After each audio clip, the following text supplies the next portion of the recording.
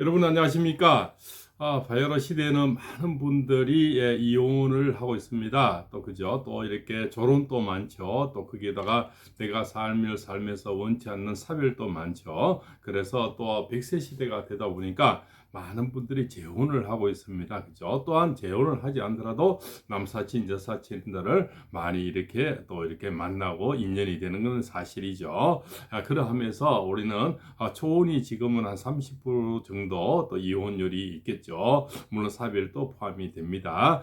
또 재혼은 뭐 70% 정도 이혼과 또 사별이 또 이렇게 예상이 되죠. 그래서 어떻게 하면 다시 한번 이별하지 않고 그죠? 또 이렇게 사람을 찾을 때는 우리가 한 번 실수를 했는데 또 두 번 하기는 너무 또 두렵죠. 또한 이별하기는 얼마나 아픔이 오겠습니까? 그래서 다시는 이별하지 않고 그저 백년회로 하고 또한 행복한 제2의 인생을 살아가는, 또 결혼을 하지 않더라도 한 집에서 살지 않더라도 남사친 여사친으로 살 수 있는 만날 때 아주 부드럽고 행복하고 그저 오래 갈 수 있는 인연, 또 도움이 되는 인연, 이런 것을 우리가 잘 살펴야 되겠죠. 그래서 철학가는 30년 이상 하면서 어떻게 하면은 그저 실수 없이 다시 한번 또 재반복되지 않는 이별을 두 번, 세 번 하기에는 너무나 끔찍하지 않습니까? 그죠? 또한 또 나이가 먹어서 이 남자, 저 남자, 또 이 여인, 저 여인 바꾸고 좀 이렇게 우리 환승을 하죠. 그죠? 이렇게 또 하기도 그렇게 많은 시간들이 또 이렇게 허락되지가 않습니다.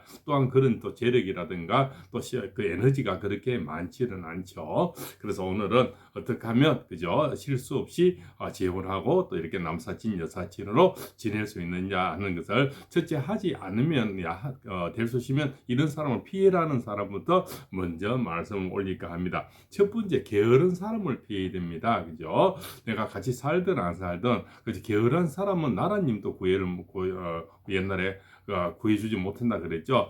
가난한 사람은 도와줄 수 있는데 게으른 사람은 그죠? 아무리 도와줘도 또 그죠? 밑 빠진 덕에 물 붓기가 된다. 그죠? 두 번째는 주식, 게임, 그죠? 이런 거 도박을 많이 좋아하는 사람은 또 피해야 되겠죠. 예, 그죠? 우리가 그 중에서도 가장 또 심한 것은 바람이 외도죠.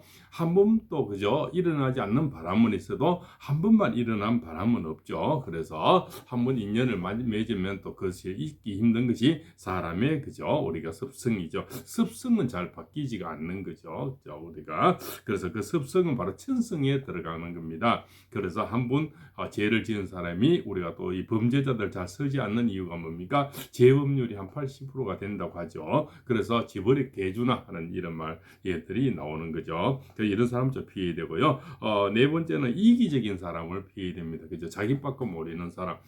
재혼을 하고 나면은 내 새끼, 그죠? 늘 내 새끼가 소중하고 나무 사람을 우리가 같이 합했으면 나무 자식도 내 자식처럼 이렇게 받아들여야 되는데 내 자식만 늘 그죠?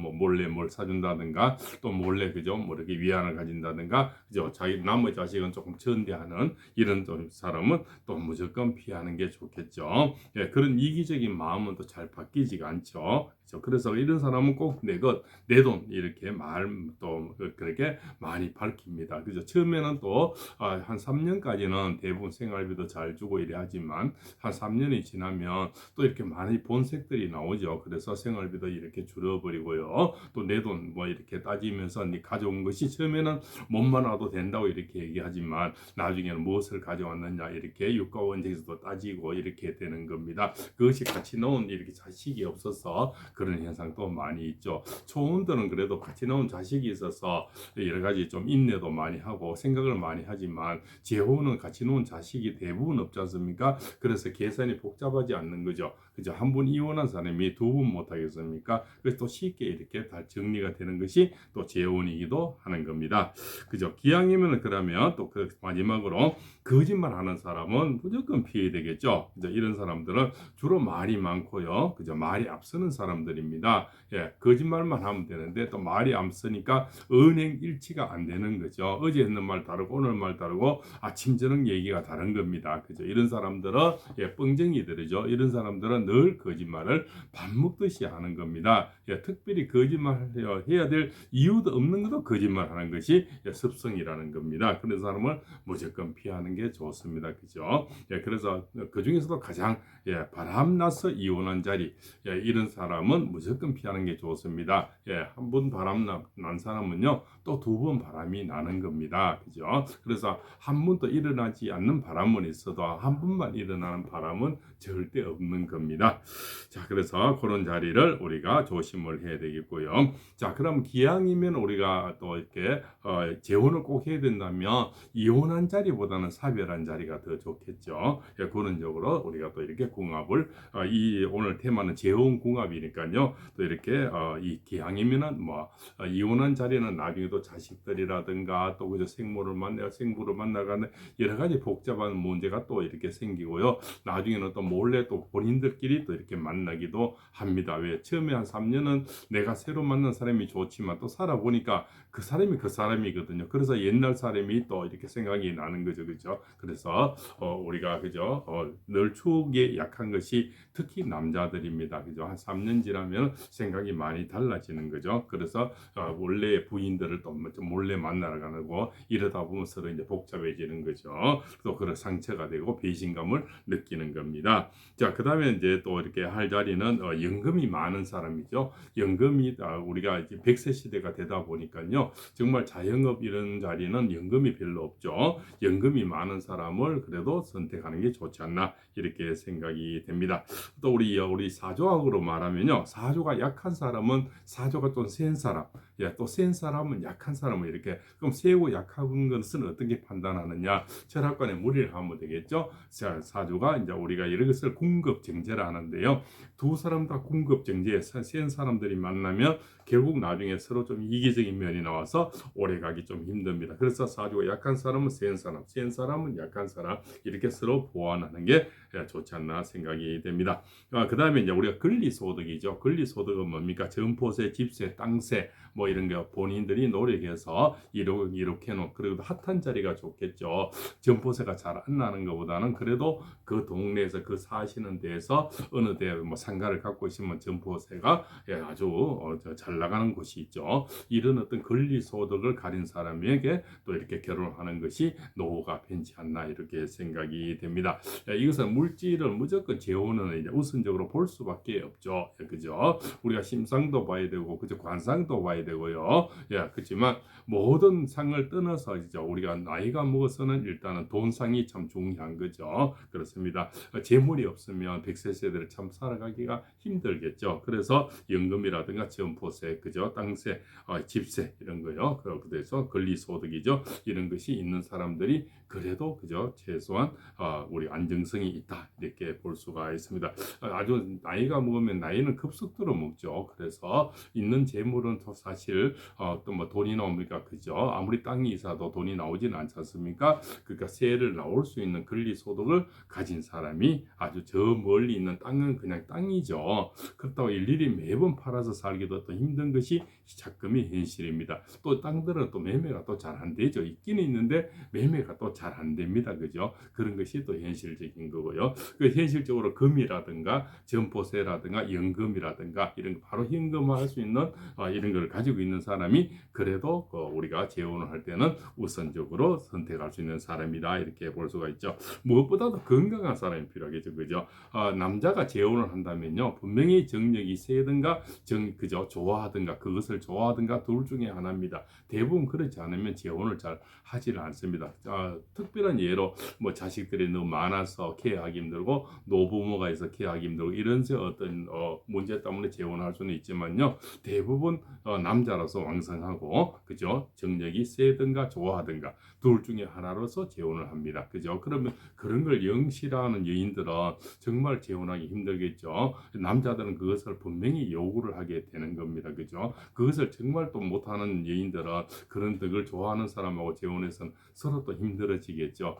그것이 나중에 또 파혼에 또 문제가 되기도 합니다. 그죠? 그리고 취미가 같은 사람, 그죠? 나이가 먹어서는 취미가 우리가 등산이든, 그죠? 맨발 걷기든, 그죠? 뭐 여러 가지 뭐 당구든 뭐 여러 가지가 있지 않습니까? 골프든 자전거 타기든 이 취미가 같아야 함께 할 수 있는 거죠. 왜 같이 노는 자식도 없는데 같이 함께 하려면 공동 과제가 필요합니다. 그죠? 그래서 한 사람은 또 등산 가는데 한 사람 낚시 가고 이러면 또 이게 일생가족이 되잖아요. 그럼 낚시를 좋아하는 사람은 같이 좋아하는 사람, 그죠? 등산을 같이 좋아하는 사람 이렇게 만나야 많은 남은 그죠? 노후를 같이 보낼 수가 있겠죠. 또 생일이 반대 계절, 그죠? 봄에 태어난 사람 가을에, 가을에 태어난 사람 봄에, 여름 태생은 여름에 태어난 사람 겨울에 태어난 사람 이렇게 반대 계절을 만나는 게 좋습니다. 이것은 어떤 뭐 이렇게 띠 같은 거는 이렇게 외워야 되고 물어야 되지만 띠궁합들은 우리가 삼합도 있고 방합도 있고 육합도 있거든요. 이런 걸 다 외우기는 힘들 겁니다.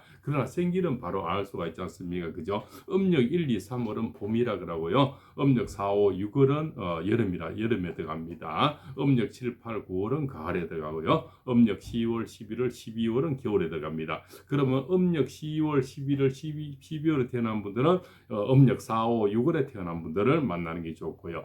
음력 7, 8, 9월에 태어난 분들은 음력 1, 2, 3월에 태어난 사람을 만나는 게 좋습니다. 다시 말씀드리면 다른 띠 같은 거 보지 마시고요. 최소한 이렇게 우리가 30년 이상 철학관을 하면서 띠 같은 이런 건 아주 복잡하니까요. 그렇게 맞지 않습니다. 자, 음력 1, 2, 3월에 태어난 분들은 음력 7, 8, 9월생이 좋고요. 음력 4, 5, 6월에 태어난 분들은 음력 10월, 11월, 12월에 태어난 사람을 만나면 오래 함께 할 수가 있고요. 백년해를 할 수가 있습니다. 그러면은 자, 음력 1, 2, 3월은 봄에 들어가고요. 음력 4, 5, 6월은 여름에 들어가는 겁니다. 그래서 음력 1, 2, 3월은 음력 7, 8, 9월 가을이죠. 봄의 반대는 가을이 되는 겁니다. 음력 4, 5, 6월생은 아주 삼복더이죠. 그래서 음력 10월, 11월, 12월 아주 한겨울이죠. 이렇게 추울 때 태어난 사람을 만나야만이 서로의 어떤 부족함을 채워줄 수가 있고 그래도 30년 이상 하니까 오래 갈 수 있더라. 이런 것을 백년해를 할 수 있더라. 이런 오늘 팁을 드리고자 이 영상을 마련했습니다. 자, 오늘 이렇게 해서 또 나이로서는 우리가 4달 차이죠. 4달 차이, 그 다음에 4살 차이, 8살 차이, 12살 차이 이렇게 해서 아래로든 뭐 상관없습니다. 밑으로든 오로든 그죠? 뭐 연하든 연상이든 4살 차이, 8살 차이, 12살 차이가 가장 좋고요. 생일은 4달 차이가 가장 좋습니다. 이런 것도 참고를 하시게 되면은 재혼을 하든가 그 다음에 남사친, 여사친을 만나는데도 상당히 도움이 되지 않을까 이렇게 생각을 합니다. 많이들 결혼하고 사별하고 또 이혼을 하고 그죠? 다시 또 이렇게 혼자는 처음에는 남자 여자 꼴도 보기 싫다 하지만 또 오래 하다 보니까 이제 얼마 지나지 않아서 그 허전함과 또 외로움과 또 무서움 이런 것 때문에 또 경제적인 것 때문에 사람을 만나거든요. 기왕이면 만나는데 만나면 다시 또 이렇게 헤어지지 않는 것이 좋지 않겠습니까? 그래서 오늘 그런 의미에서 이런 영상을 마련했습니다. 처음에 이런 명리학 이런 또 복잡합니다. 좀 그래서 얘기가 또 이렇게 좀 어려우니까요. 또 몇 분 돌려드리다 보면 아마 이해가 되시리라 봅니다. 저 오늘 이렇게 해서 30년 이상 철학관을 하면서 재혼을 했을 때 다시 헤어지지 않는 그런 팁을 마련해 봤습니다. 그죠? 오늘 얘기가 작은 또 사람을 만나고 하는데 또 도움이 됐으면 간절합니다. 자, 이렇게 해서 오늘은 30년 이상 궁합을 보면서 어떤 궁합을 만나면 재혼에 다시 헤어지지 않을까? 우리가 70%가 이별을 하죠. 재혼이 다시 그죠? 그 속에 들어가지 않을까 하는 어떤 것을 궁금증을 부려드렸습니다. 자, 오늘 영상이 도움이 됐으면요. 구독, 좋아요, 알림을 주셔서 발봉쌤의 다음 또 오래된 철학관 이야기 또 이렇게 상담한 이야기를 팩트를 가지고 말씀 올리겠습니다. 오늘 영상이 또 꼭 도움돼서만 간절하고요. 또 좋은 분을 만나는데 함께 기도 올리겠습니다. 오늘도 이 구독을 주시는 모든 분들에게 소원 성취하도록 같이 기도 올려드리겠습니다. 장시간 시청해 주셔서 대단히 감사합니다.